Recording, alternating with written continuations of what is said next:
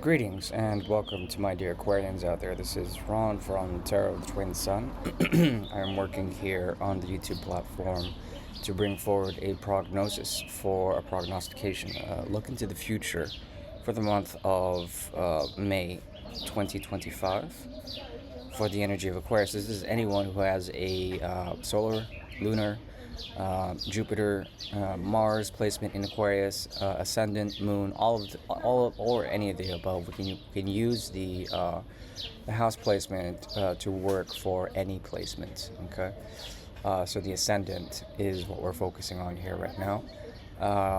This chart is bringing forward some interesting things already in terms of your main ruler, which is currently in your second house. Okay. And it's in the energy of Pisces, conjunct the North Node as well as Venus. Now, what does this mean? When Venus and the North Node are conjunct Saturn as well as Neptune, this stellium produces, I would say, a number on family, as well as a number on your immediate environment, your reality, resources, okay? And because of the disposition of Pisces, there's a chance for you to sort of mysticize, okay, your resources. That means bringing your resources to the light, allowing your resources to be sublimated, allowing your family connections and family karmas to be sublimated in some sort of way. And it bodes well in terms of your own personal progress on the spiritual, mystical path. Okay. So we've already set the tone for the 0 hour on the 1st of May as showing us a way to the 2nd and the 8th axis. Okay. Opposing this very loosely, but still opposing the North Node, obviously directly opposes the South Node. It's not showing as an opposition here, but it should be a line. Opposition always shown in a chart, in my opinion. Is also opposing Vesta, and Vesta is opposing Saturn here. Now, when the 2-8 axis is activated with the South Node, North Node, and you are in Aquarius, and your second house in Pisces is being activated, there is a chance for you to kind of gain some sort of modality in terms of sublimating the material world and mysticizing it, making everything that seems mundane or materialistic transcended into a spiritual perspective. Okay. Now this is primarily done through the 2nd and 8th houses. Okay, the traditional rulers of these houses would be planetary rulers. That is Venus as well as Mars or Pluto. Okay, so there is something like a transformation in the fixed energy of fire, or excuse me, Earth, the second house, to water, that speaks about the sublimation, okay, of your material possessions into the sublime, into the infinite, into a kind of like sacrificial mode, and that is done through Pisces. Now, when this occurs, okay, when it gets triggered through an opposition, it means that you have to remove obstacles, okay, that prevent you from the transformation and the healing that is through Vesta, of the purity of knowledge that comes in this process. That means for this month, Aquarians will have to deal with this axis, okay, and also deal with anything that is of karmic resonance in the past life or future lives to be, okay. So already, that is a positive thing. Now, one thing that's positive that will help do that is Saturn and Venus conjunct together with Neptune. It allows for dreams Okay, dreams that are produced out of the conjunction with Saturn and Venus. What does this mean? It means that Saturn and Venus, generally speaking, they get on well together. I believe the exaltation point of Saturn is in Libra, which allows for working relationships that bring forward money. What does that mean? It means that your business relationships, especially if you're working with any modalities in the arts of healing, or in the arts of social media, or travel, foreign travel, or in the art of religious or spiritual understanding. Okay, that's Pisces. So, that being said, a type of money will flow. Now, the trick with money is a very interesting one. The sooner you realize that, from an Aquarian perspective, the sooner that you perform a form of sadak or sannyas, that is a mode of sacrificing some of your material possessions to the infinite, to God, to whatever. As soon as you do that, the money returns in such a way. The money is not merely sacrificed, it's also given in some sort of way to those who need it. But it's not like going to someone directionally and giving it to them in their hands. I'm talking about other forms that are more sublime. For example, if you were to take one bill out of a billfold that you withdraw from an ATM, and if one of them fell intentionally or unintentionally to the ground, one of those bills out of say 100, then that would be a form of this sublimation process, and you would gain benefits from it. How? Through the fourth house and through the subtle force of your body. Okay, that is the 1st/12th house plus the 4th house. Now, 12th and 4th houses, okay, with the aspects that are here are based on two unstable planetary bodies. That is Pluto on the 12th house near the ascendant, plus Uranus in the 4th house. That means that there is a type of transformation that occurs under great challenge. Okay, by challenging planets, transformation occurs in a way that is unseen. You have to sort of realize that when the 8th, as well as the 12th axis are being highly accentuated, which is basically what we've already read on, okay? The 8th having the South Node Vesta here in the 8th cusp in Virgo, plus this planet, Pluto, in the 12th, plus the 4th house of Uranus. There is a trinal configuration here, a loose trine, a somewhat not a perfect triangle, but close enough, that is being hinted at, okay, by the divine to go through some sort of transformation. This has to do with freeing up great, either genetical, DNA-based coding that is tied to a healing modality in your past life. Okay, either as a priestess, something like that, priestess type of energy, herbalist, someone who was a woman that primarily worked in the healing arts. Okay, and maybe was sacrificed in doing so.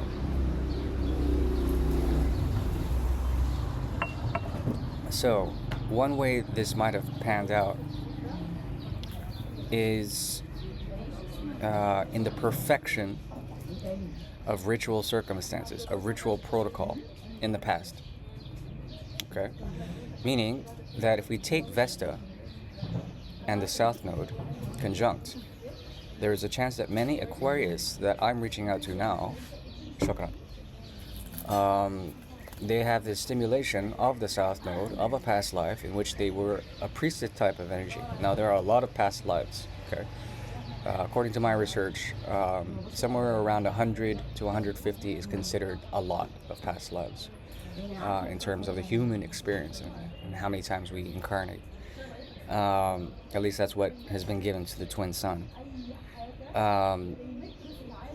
Some of this it becomes activated in such a way, at least for the ones that I'm reaching out to now, the Aquarian, especially ascendants, solar Aquarians, okay, lunar Aquarians. These people, the ones that I'm speaking to now, have gone through this type of energy in a past life in one way, shape, or form. Now, the Vestal Virgins were in charge, for example, they were invested in maintaining chastity, purity, working as priestesses in temples or in sacred areas, okay? And they were sometimes sacrificed. Why? Usually because it was either willful or because of an infraction of some sort, okay? Meaning that if they were bumped up in the line of sacrificial duty, okay, they either volunteered or they fucked up somehow, and then they were set into the line further in. This is all academic. This is all hypothetical, what I'm speaking of here. And so if that happens, and if one of you happens to be one of these priestesses, Vestal Virgins can manifest, or they can incarnate again avatarially to the archetype of the Vestal of the pure woman. Okay, for example, Mother Teresa, who had nothing to do with ancient Rome, was definitely in the auspices or in the calling of the Vatican's practices later on, that she became Mother Teresa. A mother is basically a woman, usually an ascetic woman, okay, that is known as a nun. Okay. Now, the thing is that these women, okay, not just Mother Teresa, but others, they tend to reach a certain degree of protocol. Now, what does that mean? It means like trying to maintain virginity, for example, is one of them. Doing things in the most pure way. Okay.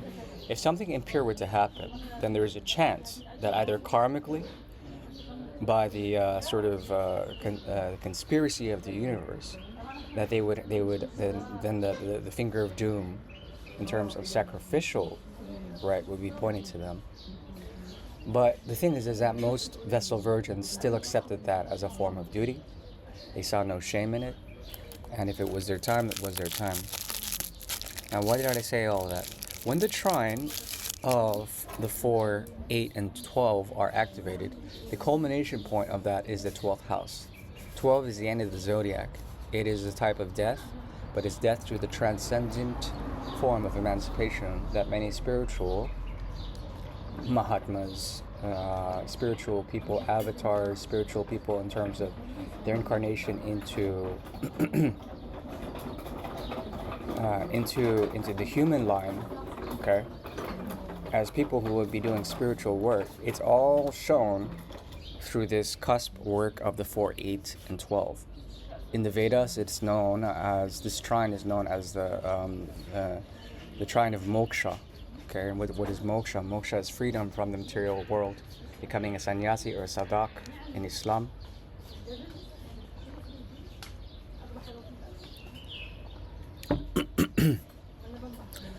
And this is a time to perhaps, in its most I would say minuscule way, to observe the mode of sacrifice that comes even through, let's say, mistakes. Okay? So slipping up is sometimes a sacrifice. It's a way of giving up or letting loose. Okay? And that is a mutable way of seeing the microtransactions that we contribute, willingly or unwillingly, to karmic currencies, let's call it.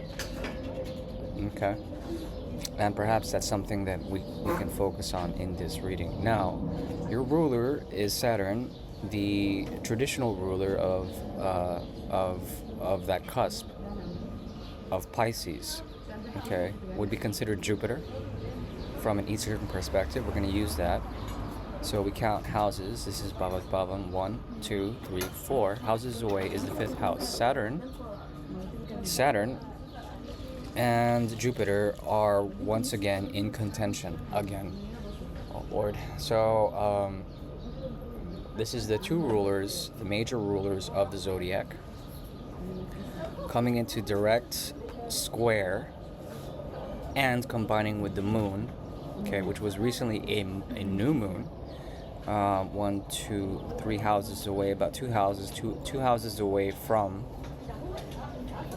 a moon that is activated in your 3rd house. So it was like basically a new moon started here maybe two days before, maybe 3 days before this screenshot, and it activated your 3rd house. Okay. And that is powerful because this has to do with your networks, it has to do with your transactions, it also has to do with a square that is accentuated Mars and Pluto square.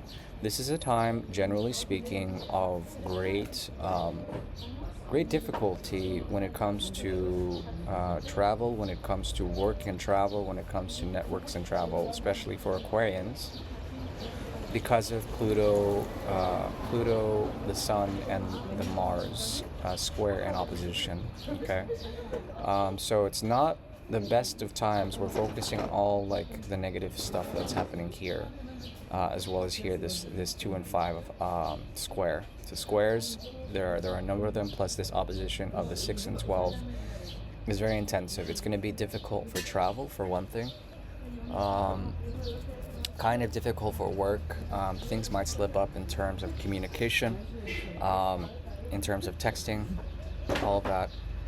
There are solar flares also that are kind of getting into the way of our networks. Okay, our electronics and all of that. This is going to be happening in the beginning of May.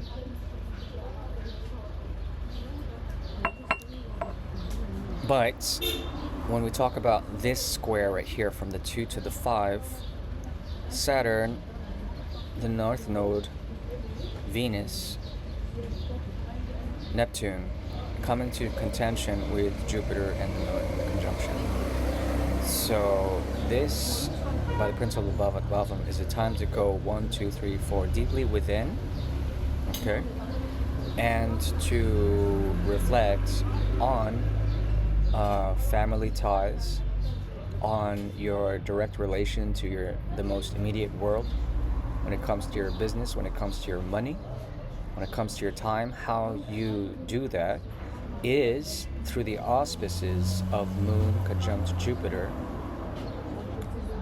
mostly Jupiter's energy in the 2nd house. Jupiter will expand the 2nd house. There's a gateway here that is solar in nature that allows for the transmission, okay, transmission and the reception and the production of your basic desires, of your basic needs. Okay, so let's say Jupiter will provide in time the gifts that you need when it comes to your creative capacity to relate to the most immediate world. Okay, how is this done? 1, 2, 3, 4, 5, 6, 7, 8, 9, 10. By focusing on your work, by focusing on the implication of the karmas you create in microtransactions when trying to basically meet your survival instinct, to meet your basic baseline of living. Okay, everything is a microtransaction when it comes to producing karma. Everything is karma. You can label it as good or bad, but when the North Node is behaving as such, it's important to align your basic desires with the idea that the universe will provide for you, or God, Allah, will provide for you what you need when the time is right, only when the time is right. Okay, so money will flow accordingly. All right. All right, that's enough for now because I think I've gotten rather deep. Hopefully that's going to help some of you Aquarians out there. I'll see you next month. Thank you. Bye bye.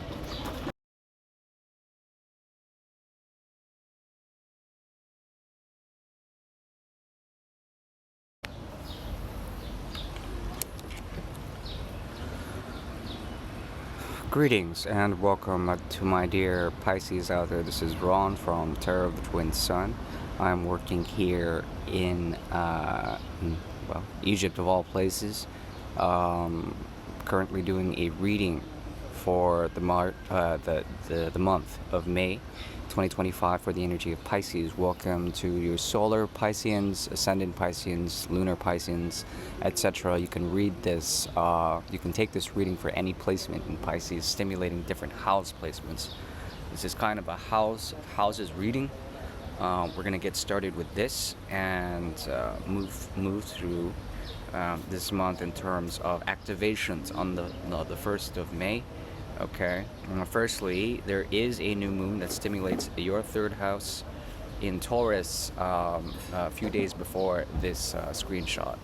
And that allows for an animation of sorts, pushing forward a lunar lunation from the third house to the fourth house by the 1st of May. So that basically allows for a number of things to happen. Primarily, a square is activated on a global level,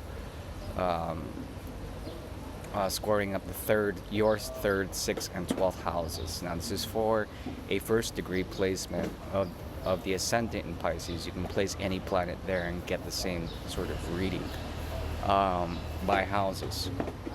So for Pisces, which is a traditional ruler from the Eastern perspective, the Eastern path, is Jupiter, right? And with this, Jupiter's energy, primary ruler of Pisces, is in the 4th house. That means there's an expansion of the cusp of Gemini, which allows for sort of a bigger door, okay, a bigger doorway. This allows for certain opening when it comes to networks, when it comes to grids, that may be tied to an esoteric nature. Gemini in Tarot is esoterically related to the magician's energy. It also is loosely related to the sun card or the star card. This allows for primarily type of information, okay, that's Gemini's energy in the 4th house. Information that comes through a place of sanctuary, a place of pilgrimage, a church, a mosque, a temple. Information that comes through, especially with the conjunction of the moon as it crosses over the 4th house. Okay, moon's a fast mover, and when it crosses over after the new moon, it moves from the 3rd to the 4th. So there's a chance to get money from a mother figure. There's a chance to get information from a mother figure that allows for a doorway to open up even deeper. This is on a collective level for Pisces. It has to do with connection in terms of business, in terms of transaction of information being imparted from one place to another in order to produce a desired of effect of like connectivity. Okay, so your friends grid, the light grid that's around your friends, or for some, the dark grid that's around your friends, will be accentuated. And when Jupiter hits the moon, there's an expansion of inner knowledge that comes through a house of moksha, the 4th house, which allows for the generation of some sort of spiritual attunement. Okay, this is the mode of expansion of information, esoteric information, or information on businesses, economies, languages. And this is also this also indicates like friends, or your brothers or sisters, or fraternities, sororities that are tied to information in the learning field, and then more of like a teacher type of energy, imparting wisdom through that knowledge. So there's a chance for a really good breakthrough. Now the problem is that the 4th house, okay, and your ruler traditionally, from the Eastern perspective, Jupiter, is squaring up Saturn. and this is for a general thing. This is like highly accentuating cultural affairs. Okay, when Saturn, the North Node, Venus, and then Jupiter come into square, there's a difference of 1, 2, 3, 4 houses. Basically, 4 houses raise a square in terms of the global thing that's going on now between the two main rulers of the zodiac.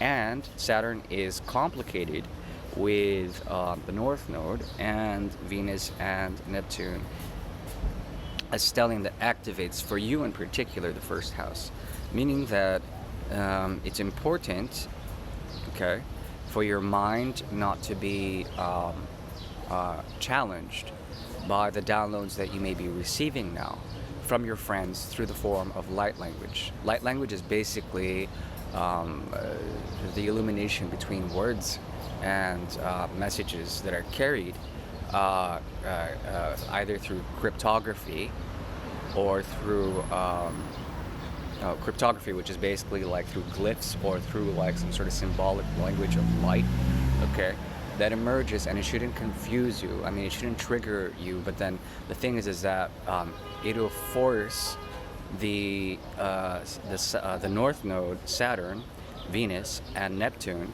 to challenge you and then to produce a certain effect, okay? The effect I'm mapping out basically is like a kind of positive aspect here between the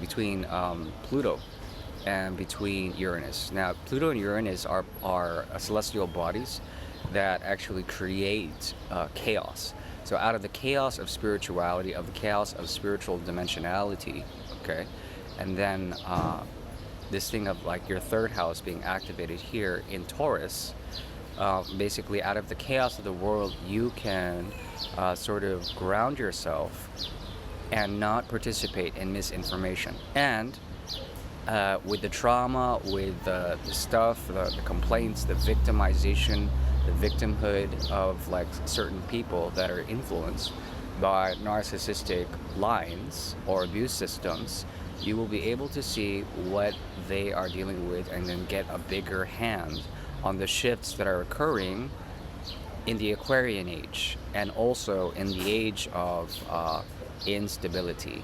And it allows you to essentially gain benefits and gain shielding in some sort of way, meaning that you're shielded from dark languages, okay, dark languages or dark insights. But then you're also privy to reinforcement of your shielding. Okay, so that's one way of seeing it. Now let's see here. That's just one thing that I see. The first, second, third, and fourth houses are highly activated. There is a square between Pluto and Mars. Okay, there's a lot of like war, hot war, cold war, spiritual war, material war that is occurring on a global level. And once again, you can purify your shielding, like your body somehow. Your body is like not affected by this. Your body, your subtle body, your energetic body is well protected this month. But at the same time, there is a chance for just like weird information systems that try to dislodge you, that try to challenge you. The idea here is to increase some sort of psychical shielding this month, all right?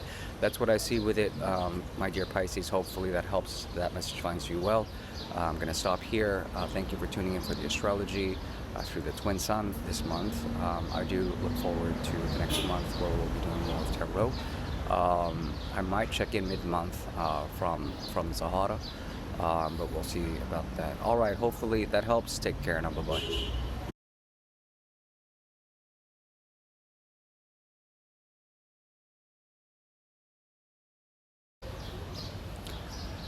Greetings and welcome to my dear Arians out there. This is Ron from Tarot of the Twin Sun. I'm working here on the YouTube platform to bring forward a look into the future for the month of May 1st, for the month of May 2025, for the energy of Aries. So the first house is open.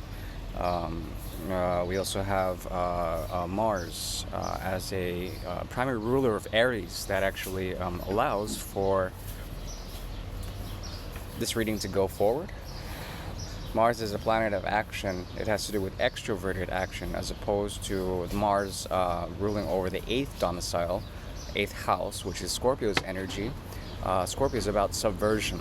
Mars is about exertion of karmas. Okay, and it's on basically the modality of action that is done through the temperament of fire, through the nexus of war, through the nexus of affirmative negotiation. We're dealing with cardinal fire here. Okay, so this is about getting things done in terms of Tuesday's energy. Okay, now this is a reading for Thursday on the 1st of May. Jupiter will also bless us in terms of this reading. Now we start firstly with the ruler of Aries, and also we will track the sun, because the sun has its exaltation point in Aries. Firstly, the sun is currently in Taurus. Taurus's energy. Taurus is the bull, and it's in the 2nd house, as you can see here.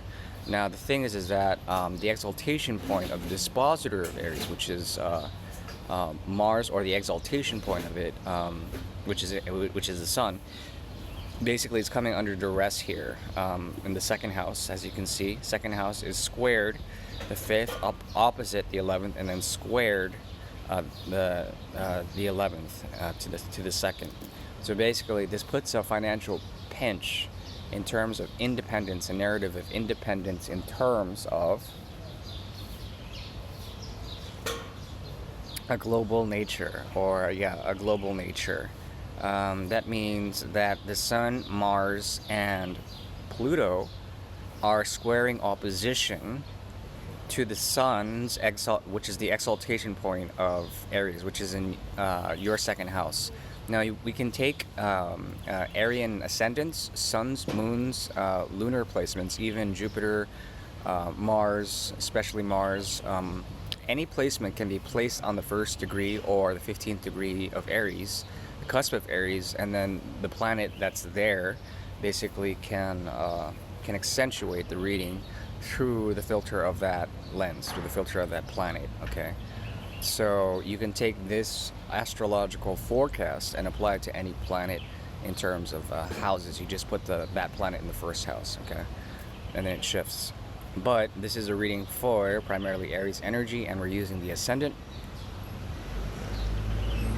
And your ruler, which is Mars, is in the 5th house. So there's a creative energy here that helps you to become independent in some sort of way. Mars and Leo in the 5th house, okay? And then it opposes Pluto, which is subversive action on a collective level, okay? There's an esoteric element with the myth of Persephone, okay? That is descent into the underworld that allows for the like a humanitarian edge. Now the thing is that Persephone, when she descends into the underworld, is a type of death and regeneration sequence in which she goes through her own apotheosis, which is a term in terms of like a process. It's kind of like a deification process. So yeah, there is a modality here of ascension that allows for major change to be brought about in both external war and internal war. That is Mars as well as Pluto. So basically this contention that triggers the 5th and the 11th house produces an effect of a block on wealth and generation of wealth in general, okay, for Aries in particular. The Sun is slightly conjunct Uranus in the 2nd house, which produces the effect of starvation or chaos in terms of the actual digestive system of Taurus. Taurus can be read as a digestive system with the solar energy here, solar plexus, or the digestive system can actually be under duress for this time period. There is a lot of dust in the air. So yeah, I see that as relevant. Also, there's a stellium that is formed combining the North Node Saturn, Venus, Neptune in the 12th house / the first house, also with Mercury and Chiron here. Now this is a major stellium that transits over basically Aries' first house. If you ascend the degree, these planets essentially will move from the 1st to the 12th. So this is a mystical dimension where a Gandanta point, something that I mentioned in the past 2 readings, is being accentuated with the transmutation of water to fire. Okay, this is a karmic knot point, and I'm using it for Western astrology. Gandanta is an Eastern thing, but we can apply it here to the West as a filter to see what's going on in Western civilization, to understand how a spiritual dimensionality of a release of a karmic knot is being accentuated here. This has to do with streams of information that come through Jupiter and Moon in the 3rd house, that come through technology. That's Gemini's energy. So this has to do with media manipulation and flows of information that are coming to release collective karma in the transmutation of a Gandanta point, the 0 degree between Pisces and Aries. Now, when water goes to fire, there is a mystical dimension of purgation on a mass scale. Okay, this is on a global scale that is occurring in particularly your 12th and 1st house, which allows for a very mystical dimension to allow you to start some sort of new beginning as the progression of this Gandanta point is relieved. Okay, as the planets move out and shift, basically there will be a chance for deep insight, good work in terms of humanitarian efforts and stuff like that on a global level. However, for you, it accentuates basically some sort of self-development. Okay, deep inner self-development that aligns your energetic field, and the mode of ascension that everyone's talking about will go through some sort of shift, okay, and produce the effect of some sort of richness, okay, celebrating primarily the 2nd house placement of Uranus and Taurus, okay. So the actual chaos that's going now is going to benefit you on a spiritual dimension. Spiritual riches will come to you this month in terms of this chaos, okay. Further, Mars is in Leo, and then if you take the dispositor of Leo, it's in the Sun. 1 2 3 4 1 2 3 4 5 6 7 8 9 10 houses away. There is a chance to make some sort of pressure point in terms of a shift with your work, and that allows for a number of things. Primarily, it allows for you to be free from a system that entraps you in a way of pollution with the way you consume things, okay? So if you have been in the past a slave to the narrative of the American dream, there is a chance to break through that and actually come to some sort of clarity with your own energetic resonance to such narratives, okay? Including anything that has been shoved down your philosophy pipe in terms of capitalistic aims, or like the survival instincts, narratives of how we're gonna make it and all of that. It all come to pass, especially once this Gandanta point between your 12th and the 1st house of this point here, 0 degrees between Pisces and Aries is alleviated. Okay, so this comes also in a time of war, and also in a time of spiritual transition to something new. Okay, most likely towards the Aquarian age, when all these planets, okay, especially the slow moving ones, start to move over into the 12th and the 11th house. You'll see what I mean. Lastly, the moon stimulates your 2nd house. The new moon that is in late April will stimulate your second house, and then it will wax to the 3rd, 4th, 5th, etc. There's something here about the moon's movement that allows for some form of generation of the first 6 houses of the zodiac. So that is like basically coming into a way of doing things in terms of the self, okay, that allows for a push on your own agenda, okay, second and third house, and then what the moon does for you in early May is sweep over the Jupiter and Saturn square. Okay, the square also accentuates this huge mystical dimension of the North Node crossing over your 12th and 6th house, North and South Node, obviously, both crossing over your 6 and 12 axis. So there's something like a very strong likelihood of great things happening in terms of blocks and then spiritual realizations around this time period, and it's auspicious for that. Okay, now when Saturn and Jupiter, the great teachers of the zodiac, the great teachers of the sky, are in opposition, or not opposition but square, there's going to be difficulty until that releases, and I suspect when that releases, this point will give you the benefit of its gift. And one of the tricks is actually looking to the opposite of that 0 degree between Pisces and Aries, and it goes directly to Libra and Virgo, which is the cusp of perfection right around here. There's a perfected healing modality that will come. Someone will come and heal. Someone from a past life, especially South Node Vesta, will come and heal you once the finger of God is activated, or once an opposition is activated here. Okay, Yod. Anyways, hopefully that has come as some sort of insight for Arians out there. I do thank you for tuning in. Hopefully that helps. Take care. Bye-bye.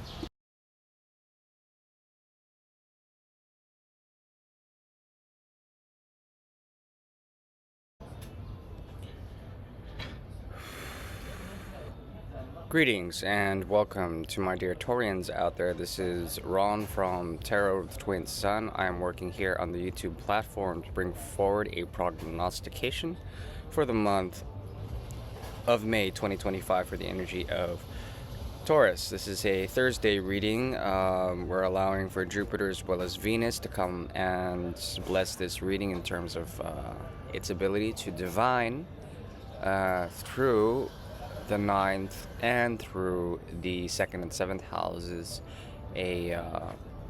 some sort of mystery in terms of realization for this month. Now, firstly, the ruler of Taurus, Venus, is currently in the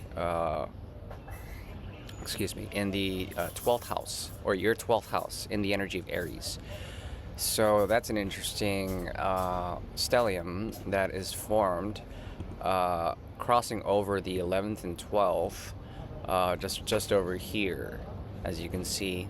And it's coming under great duress in a Gandanta point, that is in the translation from water to fire in this Western reading. Okay, so we're using an Eastern technique known as a karmic point, that is a Gandanta point, that is being activated through the Western lens of astrology, and it occurs in your 11th and 12th house. Okay, now the 11th and 12th house cusp movement basically is interesting because the evolution that occurs there is from fixed air into mutable water. So what is the 11th house? 11th is usually Aquarius. It's currently inhabited. It's currently inhabited, or it has a zodiac sign that's inside the cusp, placed, okay, kind of in the 11th and 12th house cusp for you, more so in the 12th. So the stellium, it includes Chiron, Mercury, Neptune, Venus. Neptune, Venus are more tightly within the Gandanta point, the point of the 0 degree between water and fire, between Pisces and Aries. And it's Saturn also, the North Node, and Pars Fortune, all placed in the 11-12 for you. Now, that is interesting, and if you are a solar Taurian or ascendant, especially for this month, this basically activates the 11th and 12th, okay? Now, the transmutation of water to fire and the movement of fixed air in the modality to mutable water allows for a square to challenge it. Jupiter and the moon square up this, and then there's also a benefic aspect to Uranus and Pluto, respectively. Jupiter and Moon is in Gemini, and the other square is in Aquarius.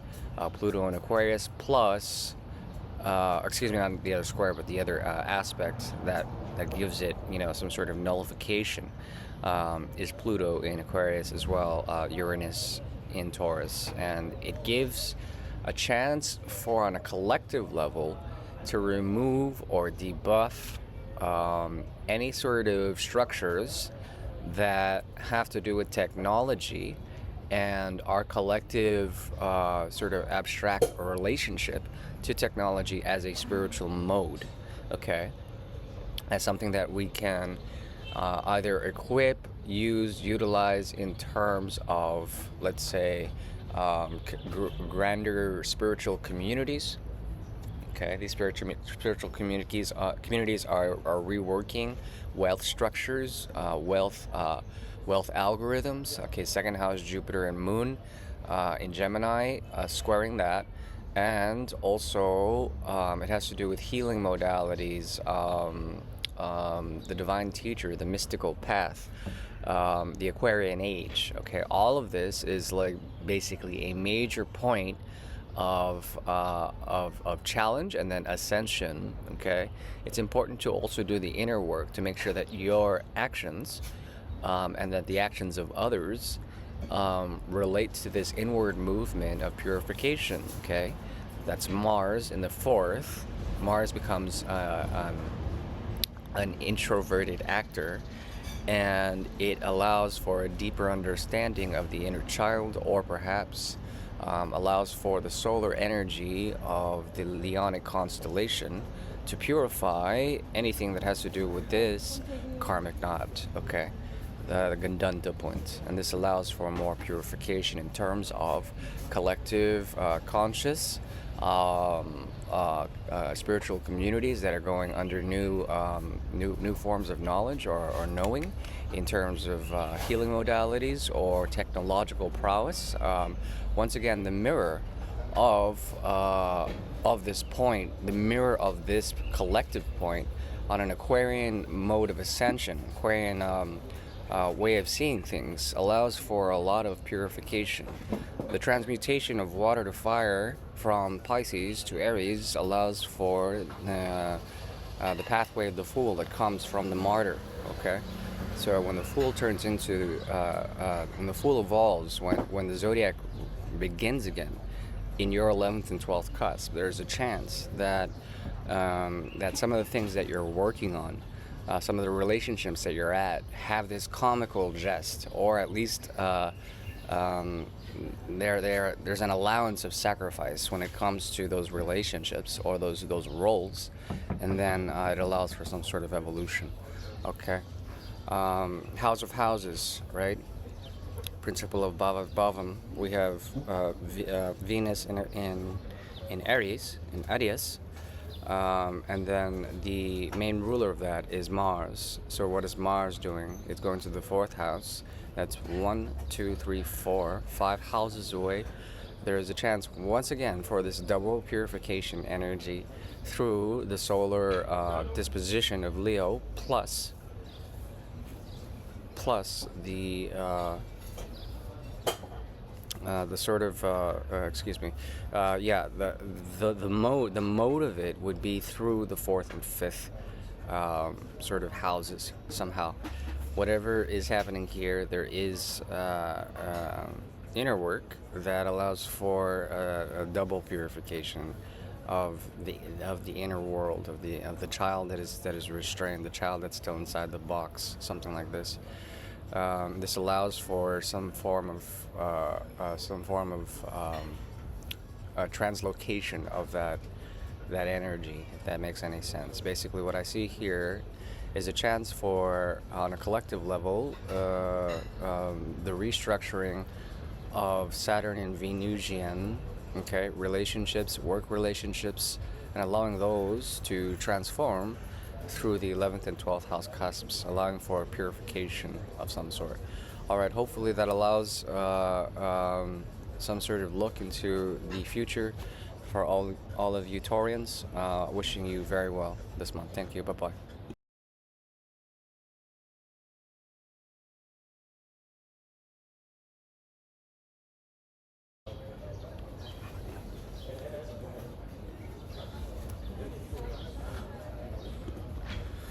Greetings and welcome to my dear Geminis out there. This is Ron from Tarot of the Twin Sun. I'm working here on the YouTube platform to bring forward a prognostication for the month of May 2025.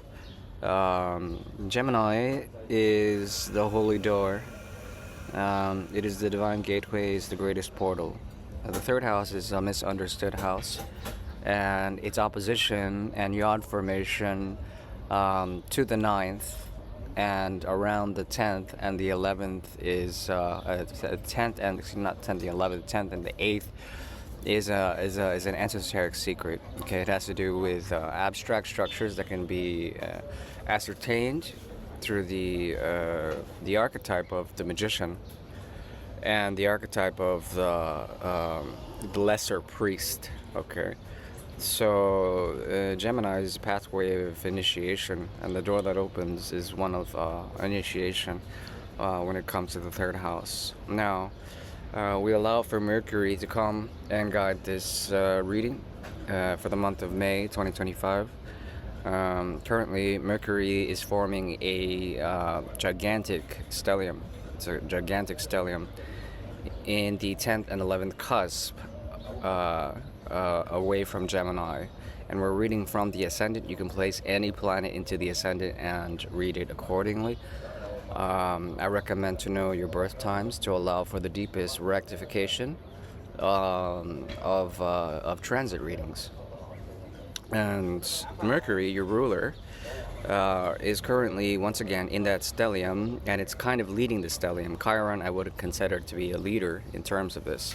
It's at the highest degree of the stellium, and that's 5 or 6 planets, 5 or 6 celestial bodies, more accurately. And if you count the North Node, it's not even a body; it's a point system that points also to the sort of foundation of this stellium. Okay. So if you use the North Node as a foundation, and then Saturn creates the structure, Saturn is the carrier for all of the messages that occur through this activation. And it's an activation known in Vedic astrology as a Gandanta point. Now, a Gandanta point is a karmic knot that on a collective level, once ascertained, it elicits the transmutation of water to fire. In this case, it's mutable water to cardinal fire. It's the end of the zodiac, it's the end of the mystical path, where dissolution is found, and then the journey of the Fool begins, okay, through the High Priestess. The High Priestess is the last initiator into the triplicity of water. In the 12th house, it allows for the highest point of moksha, or liberation. Now, the stellium, it activates, for you in particular, the 10th and the 11th, meaning that career, as well as your external world, will take rectification. Rectification is like a form of distortion or coloration. And in the science of astrology, there's an ability to read this stellium as the pivotal point in terms of moving from a career of the material realm into a career of the mystical. It's more like taking a materialistic standpoint and subliming it, putting flux upon it, and then allowing for it to turn into a mission. Okay, so on a collective level, there is this idea. Okay, and for you, it activates in the karmic knot with the stellium, including Mercury, in the 11th, in Aries. Okay, in Aries. It allows for basically what I would say the evolution, or the discourse, let's say, the dialectic between the High Priestess and the Fool. When you think of the celestial court, the High Priestess is one who's usually pariacal. She's cast outside of the court. Unless we're talking about a matriarchal court of affairs, then she would be the highest in terms of royal dignities. The thing is that we currently are still in patriarchal, outdated modes of leadership, and we would have to read it from a royal patriarchal standpoint. So there is this outsider, outcast energy on a collective level in which marginalized peoples or minorities go through a type of baptism in fire. This is when the high priestess comes in, okay, from nowhere, from somewhere outside. She's exiled. She comes back, and then she speaks a secret message to the court jester, and this allows for, on a collective level, that esoteric sort of dialogue. It allows for the deepest secrets to be found in comedy. So there's going to be almost a satirical, humorous secret in the cosmic display of it all. And for one thing, it'll allow for Geminis, okay, which are archetypically court magicians, okay, for the rumor of that to actually create something. And how? The question is how. 1, 2, 3. It will allow for you to kind of be the vehicle, either physically or on your subtle body, in terms of etheric resonance of your own presence in any situation, social situation especially, within your friend circles or within social media circles. It will allow you to be a sort of teacher, okay? Jupiter's on your ascendant, and the things that you will teach will come through the energy of temperance. You're going to be able to temper, let's say, different mediums in order to see the lightness of things. So Gemini is going to be very special in the capacity for this to occur, for a tempering of basically this like alleviation of a karmic knot point that is collectively understood as a transmutation of water to fire, okay, mutable water to cardinal fire. So a lot can be said about that. Primarily, once again, something about your material realm, your outer world, your relation to it. You're going to be able to influence it using some sort of social algorithm that allows you to be perceived as a teacher in some sort of way. That's the basic takeaway for this month. Hopefully that helps. Take care.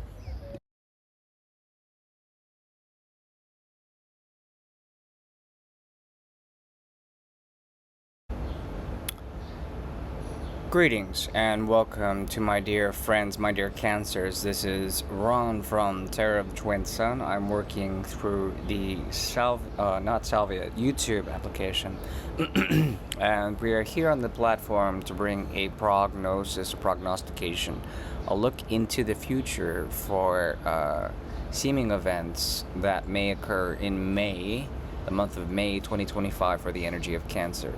So we'll go ahead and get started with this reading. We're looking primarily at the lunar disposition of Cancer.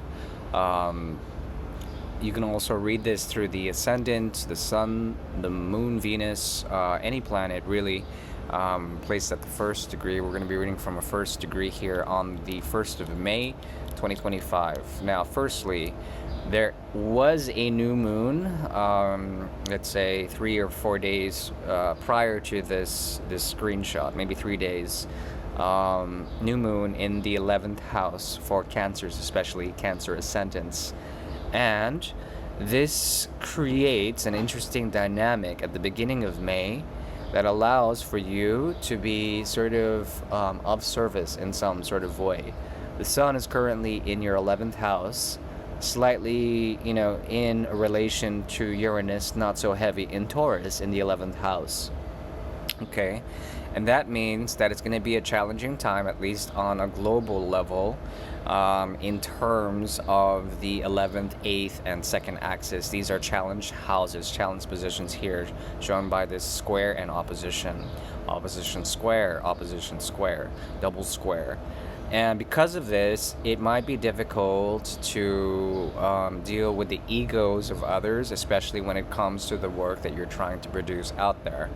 Because we're reading from a spiritual ascension standpoint, most of the work on this channel is based on this idea of getting into other dimensionalities that allow for a rising up of the spirits and bringing up and helping out with communities of light. Okay. This is a challenging month in which Pluto and Mars, which is basically the extroverted versions of Aries and Scorpio, extroverted Mars and introverted Mars types of energies, okay, that bring about like a lot of info war type of energy for this month, okay? So the idea here is to be of service in some sort of way. One, two.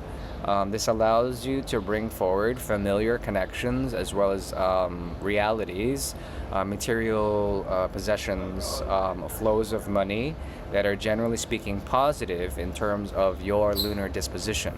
As the moon waxes throughout the coming days of May, basically there's going to be an accentuation of your ascendant and the first 6 houses, which is the first half of the zodiac ascension, right? And it has to do with the houses of the self. So there is a chance that as the moon waxes, okay, this is a lunar reading, there will be basically a chance to go through Mars, Pars Fortune, South Node, as well as Lilith as healing energies for your own physical or mental constitution, okay? Because the moon is the divine feminine, as well as tied to the Isis mysteries or the mysteries of the Marian mysteries, there is a chance for healing on a personal level that goes quite deeply into the first, second, third, fourth, and sixth houses, okay? This all starts with the impetus of the new moon that begins early on in the month and late April, triggering your 11th, 12th, first houses, okay, at first, and then it waxes further. And once it becomes a full moon, your 5th house will be illuminated, and this axis will basically make you more independent. So as the astrology progresses, there is a likelihood to come in to a form of enlightenment that is personal, but it's informed by a greater macrocosm, the macrocosm basically of the Aquarian age. Now, there is a stellium that will square this moon on the 1st, and it will put you into a challenging position. The 1st is not going to be the best day, but as this progresses, there's going to be a lot that has to do with your money. It has to do also with your possibility to find yourself in some sort of predicament when it comes to your familiar environment, your reality, wherein this stellium, this massive stellium of Chiron, Mercury, Neptune, Venus, Vesta, as well as Saturn and the North Node will accentuate a Gandanta point located on your MC, almost directly on your MC. What is the MC? MC is basically the karmic generator house, and it allows you to get into a mode of work in order to accentuate the Gandanta point, which is the movement from water into fire, okay, from an Eastern perspective. We're looking at a Western chart here, and it allows for a modern reappraisal of the transmutation from water, that's mutable water, to cardinal fire, meaning that the high priestess speaks to the court jester, okay, and imparts a secret that can be made known through levity. What is levity? Levity is the ability to be light and to make things of light, as well as to make light of a situation. Okay, so the high priestess and the relation to basically the inner child, or to things that are basically tied to also the court jester in terms of her relation as a pariah to this, accentuates your MC. Now, the MC is not merely just business.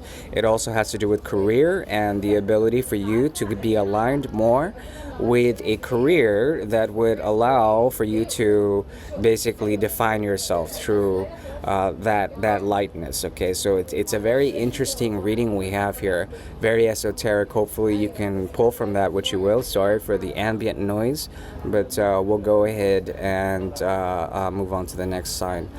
Take what you will of that. I do thank you. This is very much a very positive month for you all. Hopefully that helps. Take care.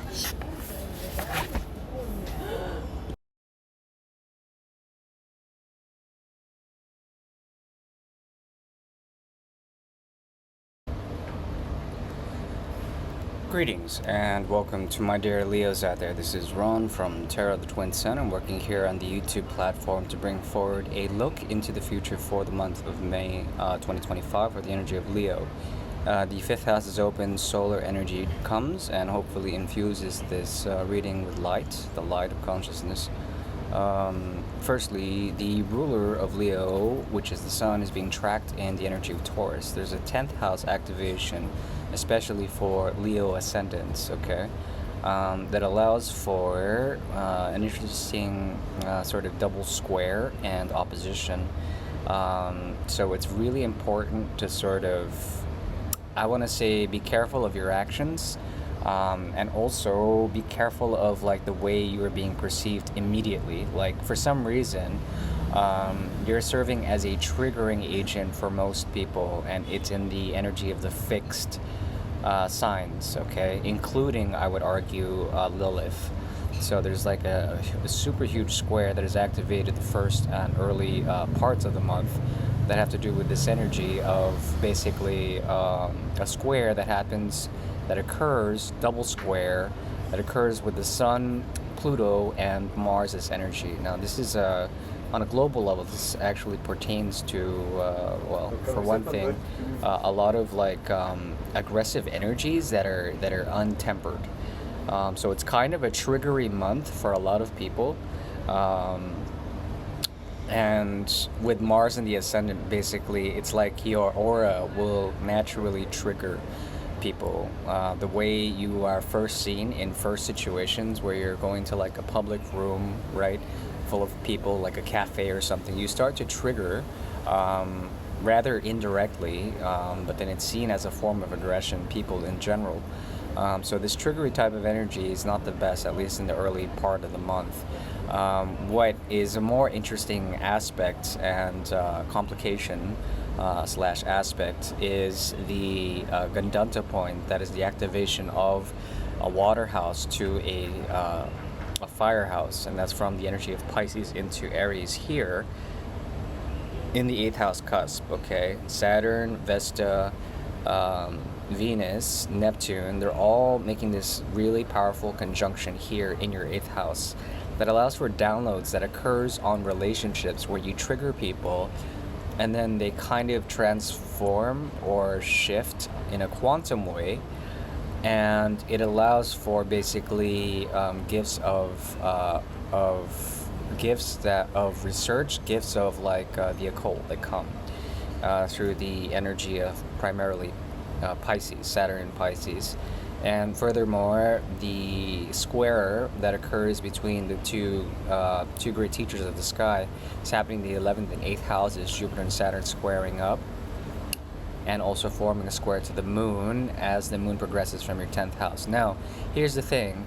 The caveat is that when it comes to your work, it's important to go slow and steady into what you would call a career and to push forward that timeline. As the moon progresses throughout May, there will be an accentuation of the 10th, 11th, 12th houses, 1, 2, 3, 4, 5, 6, 7, all the way up until the next new moon. Okay. By the time of the full moon, your 4th house will be activated along with a conjunction potentially with Lilith, which allows for primarily a very deep look into oneself. And it will oppose, obviously, the moon will oppose, it's a double moon energy, Lilith plus the moon, the black moon plus moon, conjunction on the full moon will create basically a very strong tension between the sun and the moon, obviously, in the opposition. And it's in the axis of your MC and IC, which allows for basically some sort of inward progression and dealing more with like this idea of like having a job, having a career. All of this will be accentuated in terms of your karma, and will generate basically a pretty challenging month for this month. You're going to benefit by gaining deep psychological insight to how you trigger people this month. And Leos have been having it really rough for a while now. With Mars on the ascendant, basically it's going to be a little bit more rough in terms of, Mars and Pluto, which are basically extroverted, introverted signs of war, will be going on, and mostly in terms of relationships. So it's very much indicated here that you should try to be independent, not to hide away, but to guard your energy and to not be perceived as an aggressor in the light of others. That's what I see with this month. Pretty short reading. Hopefully that helps. All right, take care. Bye-bye.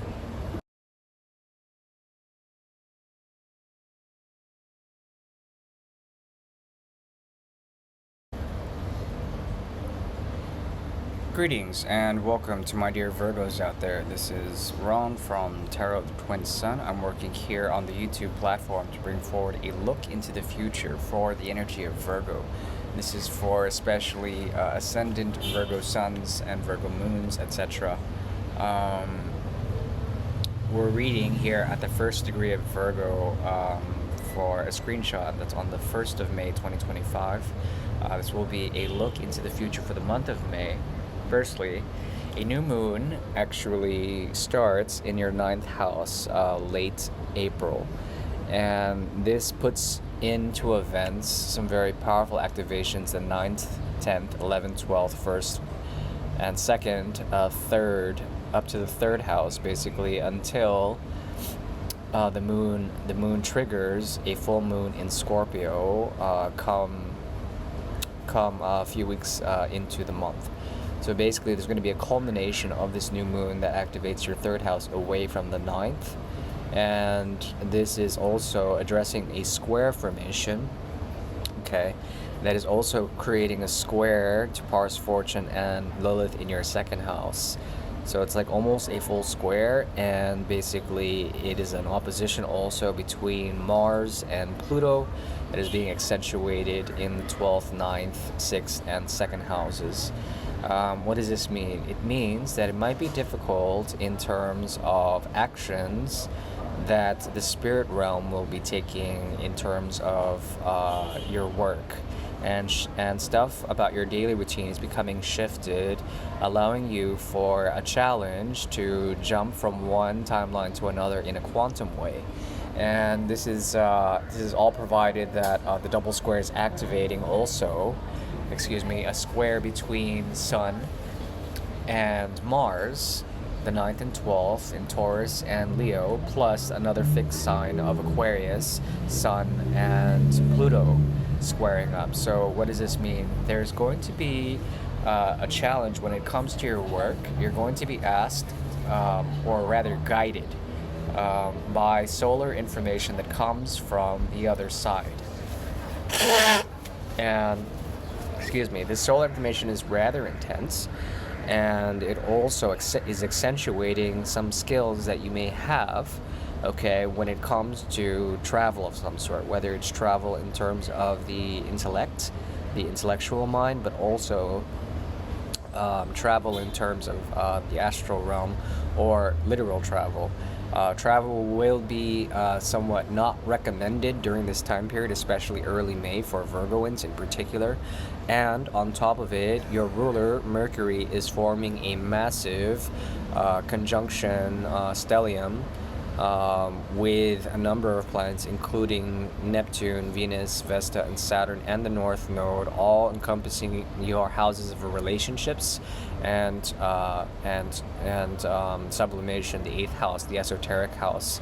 So there is a very strong likelihood that a lot of downloads will occur in terms of information that come through relationships and provide you with the right guidance you need in handling your relationships in order to go through a change, a spiritual shift when it comes to your work. And your work will benefit if you can actually jump in a quantum way from one timeline to the next. And this allows Mercury to do one of two things. Firstly, it's Mars. It'll allow you to 1, 2, 3, 4, 5 create something new or be informed by an idea that puts you into action potentially and allows you to shift your timelines in order to produce an effect that stimulates the South Node. You're supposed to take some sort of karmic lesson from the past and embody it in some sort of way. And this allows you to jump those timelines, to tether two different timelines and bring them together into unison. And this is the miracle of Aquarius. So it's a pretty challenging month, but in terms of your relationships, it's going to put you into a way of like deep transformation through your relationships in order to be guided by the infinite in order to do whatever type of work you need to do. Okay, this month is somewhat challenging, but as the moon, which I would argue is a primary benefactor to the modality of Virgo as a healer and a psychologist, as the moon progresses through the houses, you're going to be able to travel, to externalize things and let them accentuate, to also bring forward a nurturing aspect when it comes to relationships, and also to cut off whatever you don't need in terms of your relationships and your external world, moving you forward and being guided to deal with karmas from the past. Okay, and then eventually the third house will bring you to that transformation point. There will be a gateway that opens that allows for an opposition of sun and moon, full moon around that time. There's a lot of healing to be had that comes mid-month. All right, so hopefully that helps in terms of prognosis for the month of May. Short and sweet this month. I do wish you well. Thank you. Bye-bye.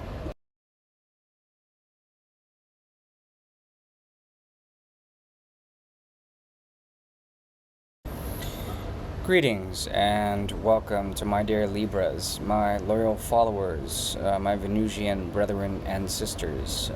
This has to do with a reading for the month of May 2025 for the energy of Libra. Venus comes and graces this reading with the visions of Isis and the line of the Marian line.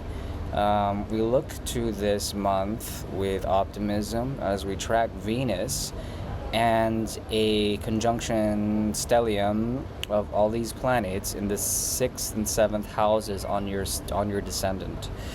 So this is, of course, a reading from Libra ascendant. However, you can place certain planets in the ascendant to get the type of reading and projections for that. Mostly, this is most accurate for the ascendant. Now, firstly, Venus, your ruler, is in Aries in the 6th house, and it forms a very strong bind with Saturn, Vesta, North Node, Neptune combined with Mercury and Chiron. Okay, so there's a huge stellium that activates a very benefic thing for you when it comes to especially your negotiation with the collective conscious in terms of technological sort of innovation, spiritual technologies, also an opposition slash benefic aspect, okay, to Venus and to your descendant with the 5th house. Pluto is in Aquarius, and it creates opposition with Mars, but then creates furthermore a nice trine energy and another benefic aspect here on the descendant. This means that your relation to others, especially as you evolve through karmic lessons, South Node is in your 12th, and then it progresses also into somewhat very close to the ascendant for Libra ascendants especially. There is basically a strong activation of blocks that are relieved through the karmic knot, meaning that there is a likelihood that Libras, especially the ones I'm talking to now, are dealing with some sort of connection that is profound. And that connection it could be more than one, but primarily there is one when it comes to love. Is going through a major, I want to call it karmic alleviation. This has to do with past lives, could even be the most recent past life, and getting rid of the karma that is there by dealing with that other, okay? It does put a halt primarily on your MC with Jupiter and the moon. As the moon progresses from the 8th house, there's basically a cult, I want to call programming that comes through the solar energy of Taurus, and it illuminates some sort of sublimation process for you with the 2 and the 8 highly accentuated. When the full moon comes, it will align with Pars Fortune and cross over the south node into Lilith's energy and then activate the house of Scorpio. Okay, so when the moon comes over and progresses, it will basically accentuate the full moon and grant you with deep downloads, okay, that also kind of provide a way of understanding your need to be independent, a way that the collective conscious, the 11th house, is providing the right actions of like leadership. Okay, I'm talking about spiritual leadership, how there are certain people in your life that you may look up to that are producing the righteous effects of the Aquarian signature, okay? Because Pluto is in the 5th house, accentuating a opposition and square in the 8th and the 11th, right? Opposition, square, that creates basically solar programming that fuels your esoteric tuning, your esoteric knowledges, your gifts in terms of the occult, in astrology, tarot, mediumship, all of that, or perhaps even a deeper look into psychological understandings of how we relate the material to the sacred, the profane to the sacred. So there's a very strong divine bridging that is occurring that activates primarily through 1 or 2 or 3 even karmic connections that go through a purification process and allow you to be independent, and also tell these people to be independent as well. Independent in an Aquarian way. That means that there's a time here where a quantum leap can be made either to the past or to the future, or to a parallel dimension that allows for the alleviation of karmic resonance of the past life, okay, the most recent past life. So it's a pretty profound month. Primarily, I see it as a blessing, and the lesson that occurs is through the dispositor of Aries, would be Mars, 1, 2, 3, 4, 5. There is a chance for you to come through the nexus of this stellium and come out the other side with some sort of new programming that allows you to be free from the constraints of any past life boundaries or obsessions, okay? So generally speaking, it is a positive month, short and sweet for Libras. I do wish you well this month. We'll be taking a rather quick travel soon and get back to another part of the grid to take care of work there. Always glad to check in with you, dear Libras. You're one of my most loyal followings, and please hit that like button or whatever. And if you need a private reading, I can be reached accordingly. We can arrange that. Otherwise, take care. Bye-bye.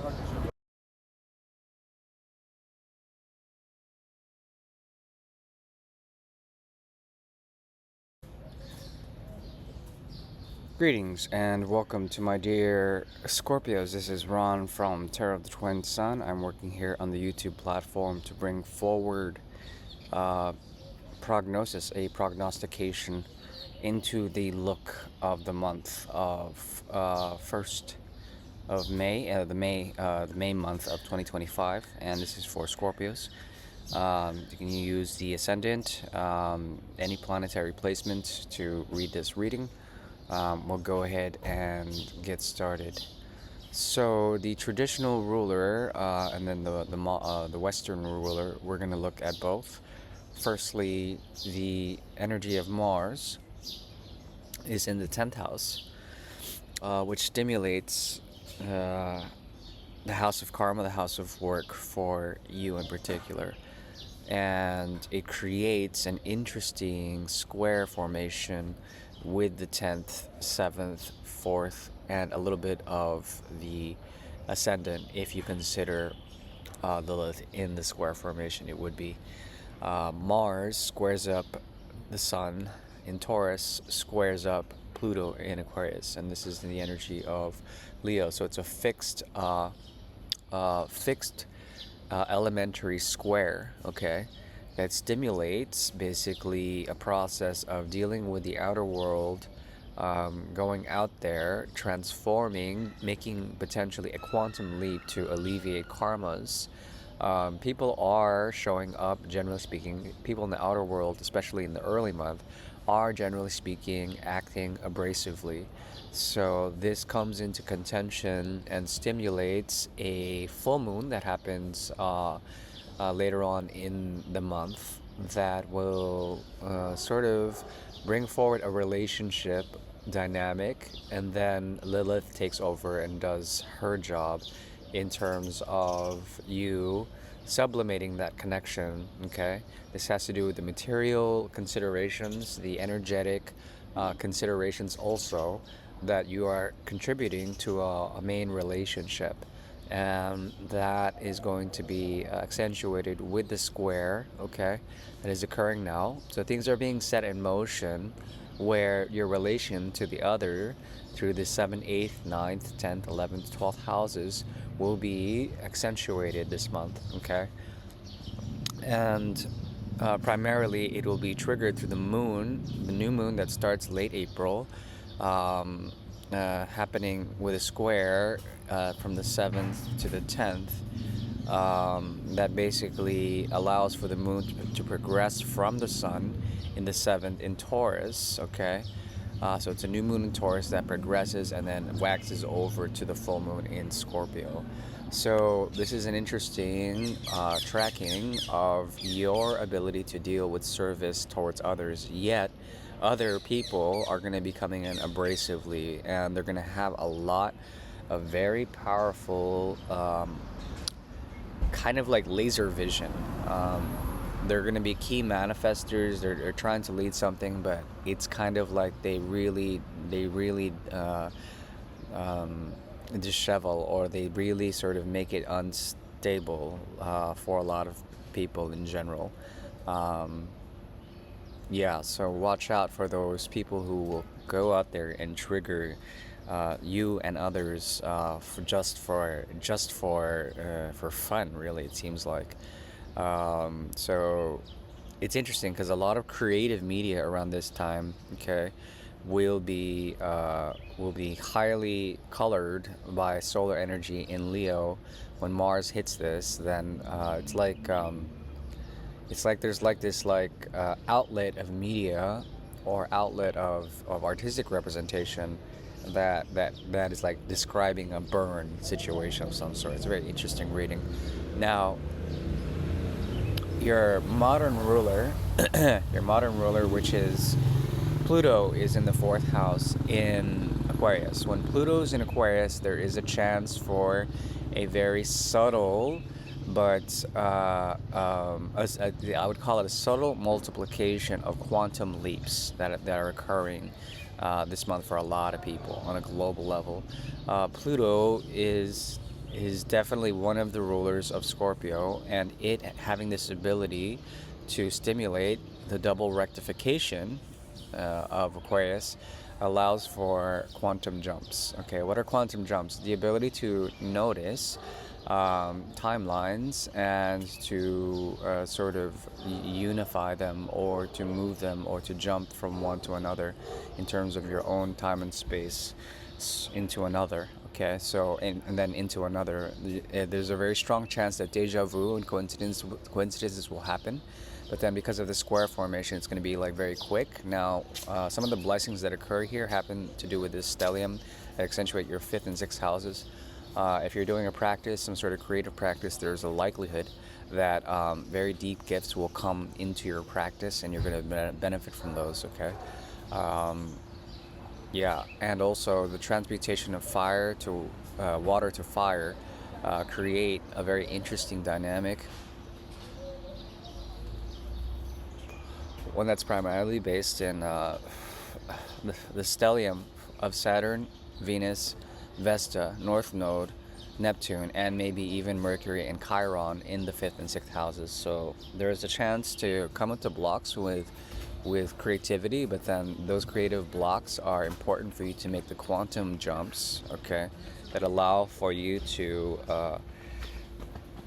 sort of like have an art or have a relationship, have a place of work that is more resonant with you in a bigger way. So the thing is that your two main rulers are coming into major contention, and the fourth and 10th are very much accentuated. It's like you want to recoil and like prevent yourself from doing things, from overly committing to certain things, but then at the same time the 10th house is accentuated, so it's like um, um, it's going to be a time of conflict and resolution, but not until later on in the month. All right, you get the resolution. Hopefully that helps. All right, take care. Bye bye.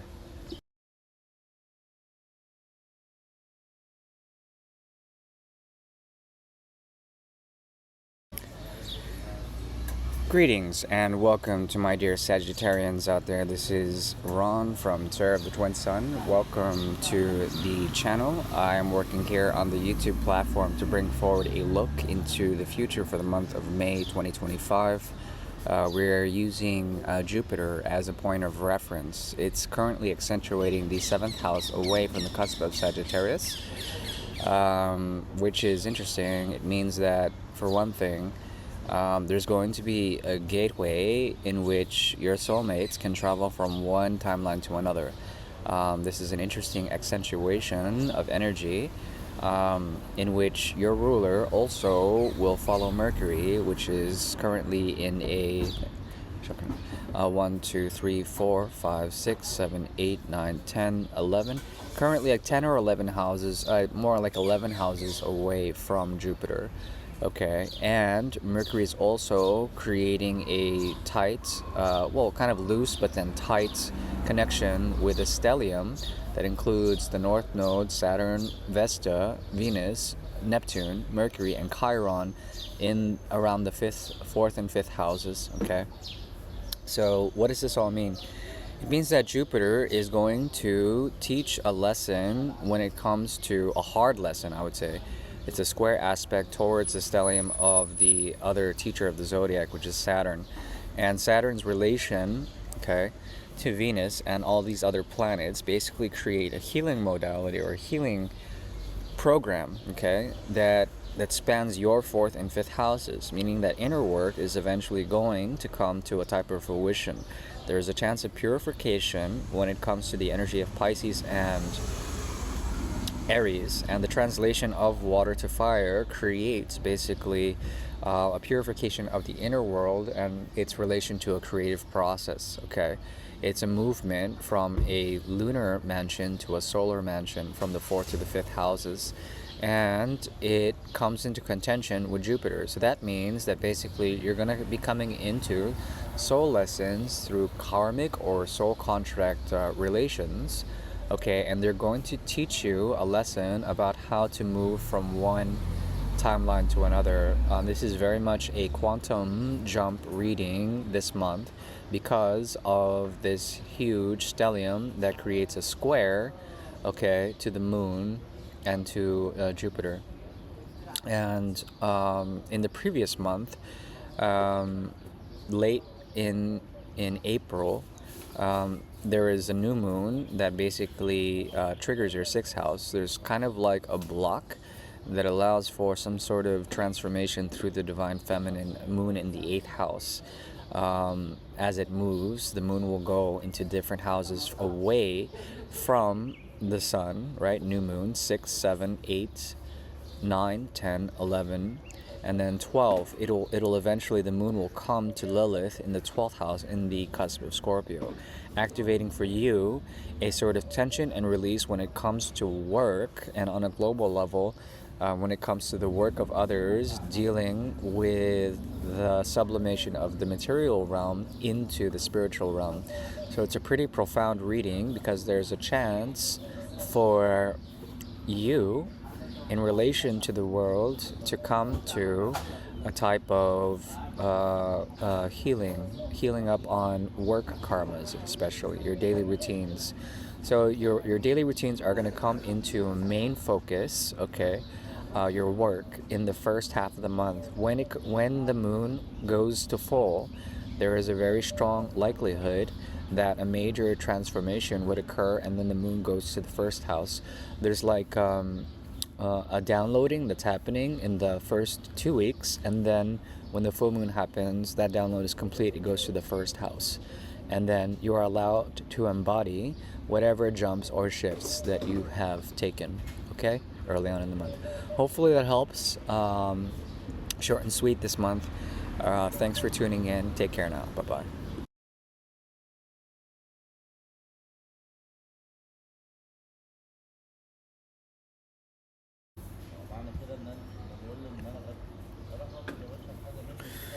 Greetings and welcome to the energy of Capricorn. This is Ron from Tarot of the Twin Sun. I'm working through the YouTube platform to bring forward a prognosis, a prognostication into the look of May 2025. This is a forecast in terms of astrology, obviously.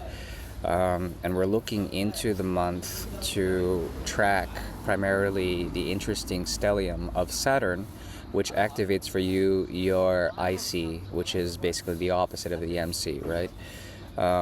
And it creates an interesting formation in terms of Vesta and the South Node, opposition to the North Node, Saturn. Okay, Saturn's your main ruler here, in conjunction with Venus, Neptune, Mercury, and Chiron. Okay, so it's a heavy energy. This is a chance to essentially purify your desires, your basic needs to sustain a survival instinct tied to the first foundations of the womb and first foundations of the inner world, okay? Which is pretty powerful. And the moon also, late April, creates a new moon, sun and moon conjunct in the 5th, activating a square formation between Mars, opposition Pluto, and then also the solar energy of Taurus, okay? Now, Taurus in the 5th house, in your 5th house in particular, is very interesting because it allows for the Venusian energy of material things to essentially go through a purification process, okay? Also, your creativity is going to be challenged early in the month, and then it will gain its clarity as the full moon comes, and it accentuates the 11th.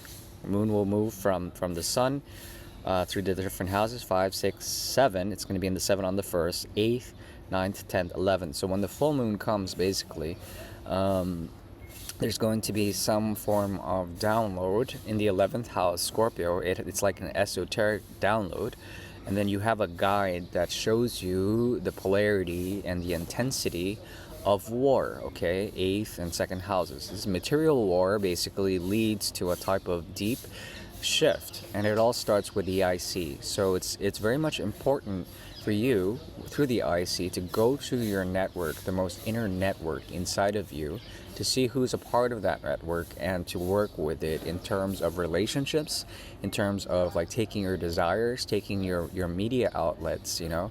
If you're an influencer, for example, you're a social influencer, you take the ones who are following you or are closest to your work, and then you produce a certain effect and temper it with Saturn, Venus, Neptune, okay? As well as with the mind and Chiron, and that allows for some sort of shift, okay? I call it this month a quantum shift of some sort.